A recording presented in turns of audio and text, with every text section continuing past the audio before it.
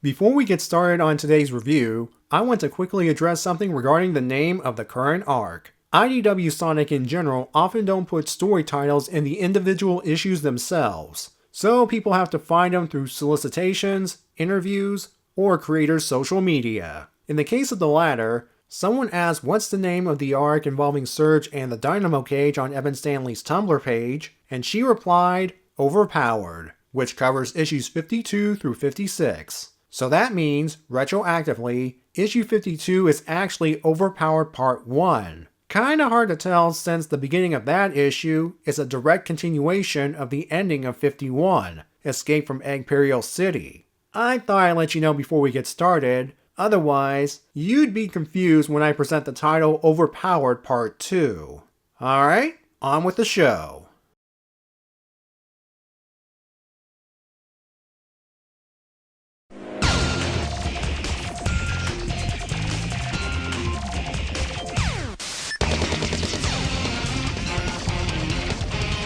Welcome everyone to my review of IDW Sonic issue 53. Before I continue, I'll go ahead and place my spoiler warnings for this issue and any previews of future issues here. Okay? Okay. We are fully entering the next arc, which is the fallout of the events surrounding issue 50. I won't recap too much about what happened there since you can go back and watch my previous videos on the subject, but I will say where the characters are at this moment. Sonic, Tails, and Bell successfully escaped Eggperial City with Kit's help, and a timely explosion that stopped Metal Sonic from pursuing them. That explosion was caused by Surge, who just acquired an experimental device called the Dynamo Cage, designed to absorb all kinds of energy for the user, and Eggman's now face to face with her.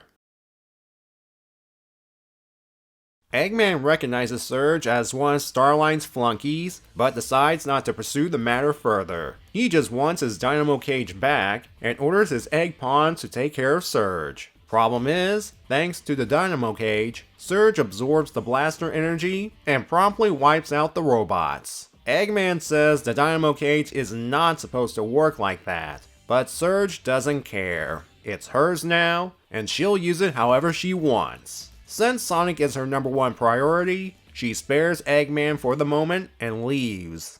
As she revels in her newfound power outside the city, someone comments on her new toy. Dr. Starline? Actually, no. Before people comment on his surprise return, the Starline we're seeing right now is Surge's hallucination. Evan made sure to point this out through the Starline hallucinations dialogue. As he theorizes that the Dynamo Cage is overcharging her brain to make him appear, as well as taunt her, Surge will have none of it and tries blasting him away, though basically she's shooting at nothing.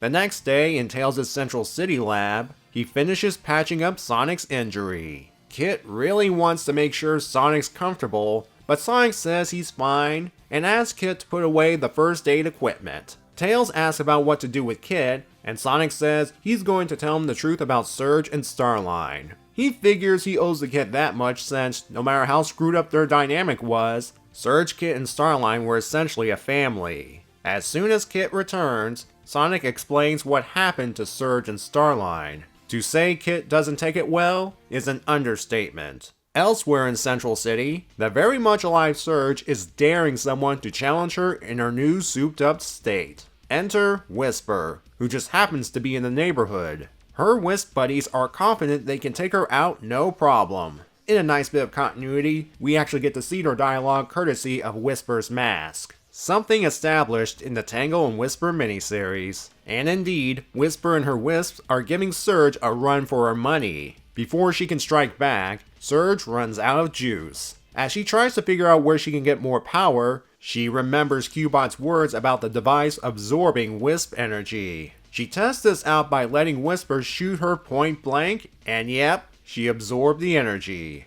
No longer fearing Whisper, Surge tackles her to the ground. The pink spike Wisp tries to intervene, but all it does is invite itself to be absorbed by Surge. Whisper switches to Blue Cube, but it does jack squat against a pink power Tenric. Surge, now having a taste of Wisp energy, decides she wants more, so she breaks open the Wispin and absorbs Blue Cube. Back in Tails' lab, he gets a call from Jewel about disturbing reports in Central City. Well, Sonic and Tails are in the area, so they'll check it out. Belle, oh yeah, she's here too, will keep an eye on the emotionally broken Kit. Upon returning to the Surge and Whisper fight, the former has successfully off-panel absorbed Orange Rocket and Green Hover, leaving only Scion Laser by Whisper's side.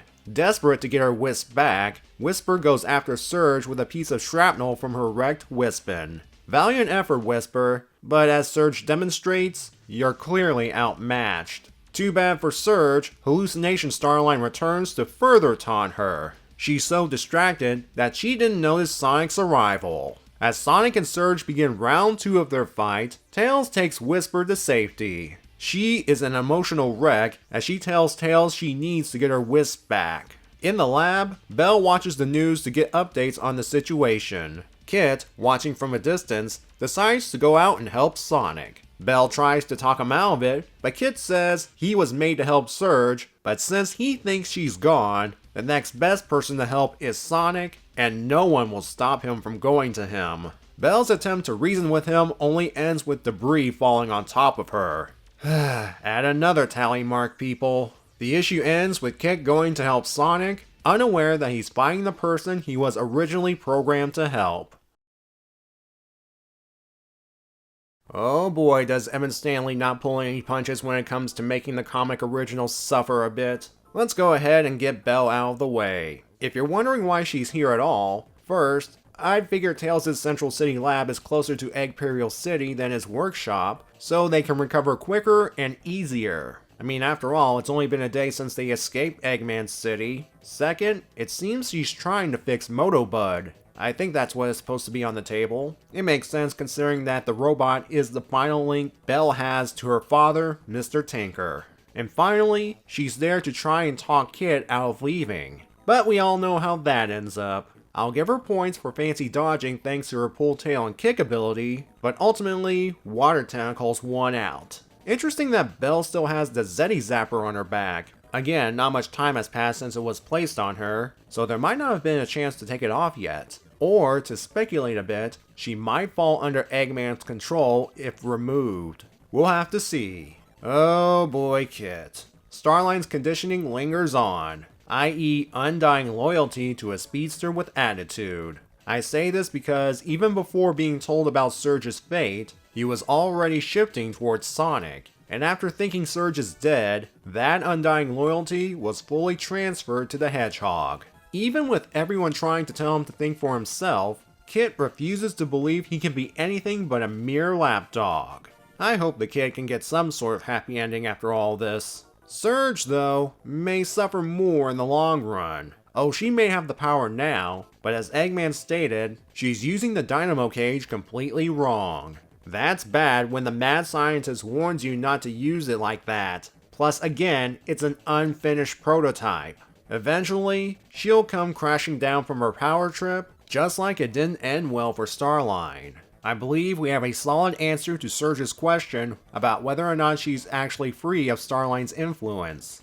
Definitely not. Not only is she taking Eggman's stuff without fully understanding it, she thinks she can be better. The only difference is, she's not that smart. The other main reason she's still a slave to Starline's influence is the Starline hallucination itself, no doubt brought about by a combination of the Dynamo Cage and the numerous amounts of brainwashing Starline put her through. My theory is, Hallucination Starline is a manifestation of Surge's insecurities because he keeps taunting her with things like being a bully, how sloppy she is, and so on and so forth. In a nice touch, Adam Bryce Thomas kept Hallucination Starline's eyes black to emphasize his boogeyman aspect, and it's to remind us that Surge is ultimately a victim of Starline. Sympathetic backstory or not, at the moment it's hard to root for Surge's well-being when she's hurt another character with a definite traumatic backstory. I haven't seen Whisper this emotional since she lost Tangle to the Metal Virus, with good reason. Those wisps are all that remain of her team, her family,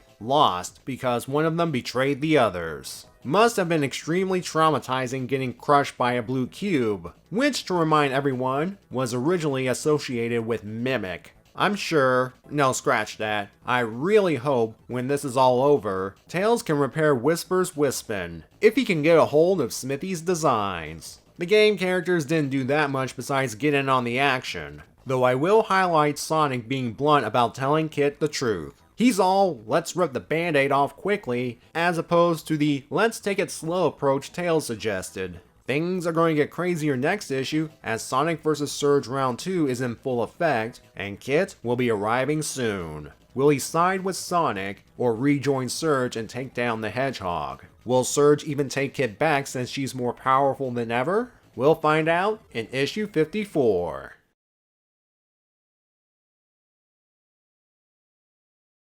I guess what Zordon said is true. Too much pink energy is dangerous.